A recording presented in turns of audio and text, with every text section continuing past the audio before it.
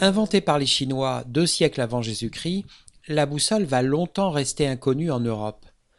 C'est seulement vers 1150 que des marchands arabes, retour de Chine, la font connaître à des marins génois.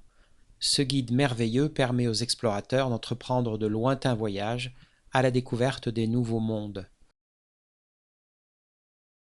Ce n'est pas un marin, mais un pèlerin, le français Pierre de Maricourt, qui s'intéresse au magnétisme vers 1260.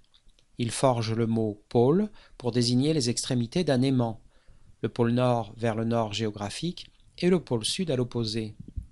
Il énonce une loi fondamentale: des pôles identiques se repoussent, des pôles différents s'attirent.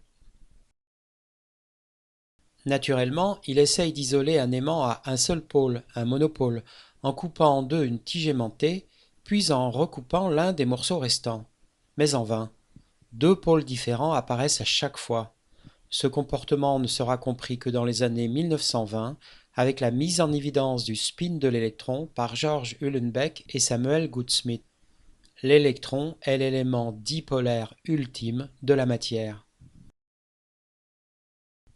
La contribution des électrons explique pratiquement toutes les propriétés magnétiques de la matière, tout simplement parce que l'électron est une charge électrique en mouvement et qu'une charge électrique en mouvement produit un champ magnétique.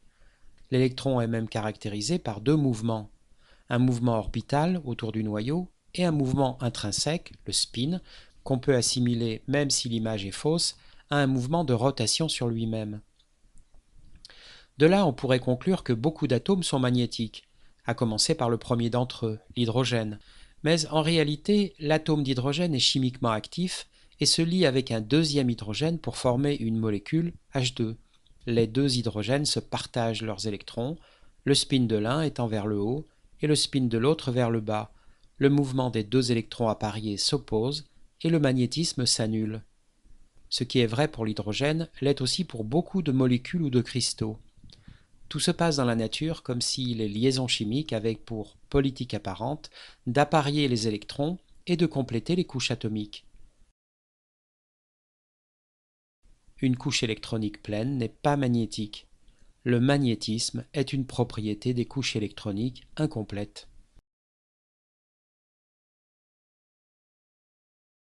De fait, très peu d'éléments sont des aimants permanents à l'état solide et à température ambiante. Ce sont le fer, le cobalt, le nickel et quelques métaux de la série des terres rares.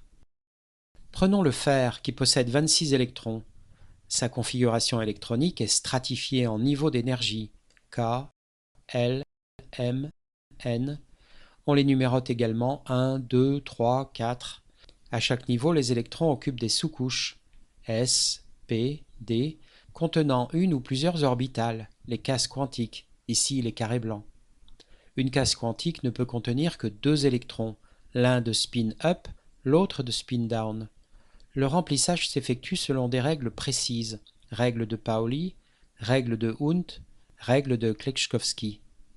En réalité, du fait des répulsions coulombiennes entre électrons, les sous-couches d'une même couche sont décalées en niveau d'énergie. Ainsi, le niveau 4s se retrouve moins élevé que le niveau 3d. Comparé au modèle de Bohr, on voit que la configuration électronique donne beaucoup plus d'informations. Chaque électron est déterminé par sa série de 4 nombres quantiques. Par exemple, celui-ci est dans la couche 2, sous-couche P, orbital 1, spin up. On distingue également les électrons de valence, ceux qui participent aux liaisons chimiques, et les électrons plus profonds, les électrons de cœur. La couche externe 4s contient 2 électrons de valence. Elle écrante et protège en quelque sorte la couche 3d dont certains électrons restent célibataires puisqu'ils ne participent pas aux liaisons. La couche 3d demeure incomplète. Elle conserve donc un magnétisme notable. C'est également le cas de la série des terres rares, où la couche externe 6s est complète et fait écran à la couche 4f, incomplète. La connaissance de ces phénomènes à l'échelle des électrons est à la base des recherches actuelles sur le magnétisme. Prenons le cas du dysprosium.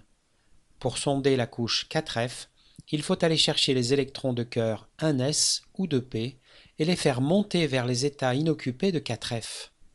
La méthode adaptée est l'absorption des rayons X, et l'outil d'excellence, le rayonnement synchrotron, pour deux raisons principales.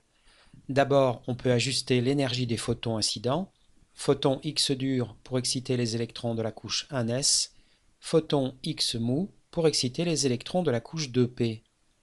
Ensuite, le rayonnement synchrotron est polarisé circulairement et les électrons spin-up et spin-down ne vont pas être excités de la même manière selon que la polarisation sera droite ou gauche. La bande 4F qui reçoit en transit les électrons excités agit alors comme un détecteur de spin. Depuis 150 ans, les aimants ont fait des progrès considérables. Jusqu'à la Deuxième Guerre mondiale, le magnétisme était exclusivement basé sur les propriétés du fer, du cobalt et du nickel. Les terres rares sont venues après la guerre, quand on a su les isoler. Ceux à base d'alliage de néodyme fer-bore sont les plus puissants actuellement disponibles. On les utilise dans les turbines d'éoliennes et dans les moteurs électriques avancés. Mais, il y a toujours un mais, le néodyme est extrait de gisements très localisés et son prix augmente régulièrement. Les recherches s'avèrent donc indispensables pour trouver de nouveaux alliages, économiques et performants, ne serait-ce que pour le parc automobile, sachant que, tôt ou tard, les moteurs électriques remplaceront nos vieux moteurs à essence.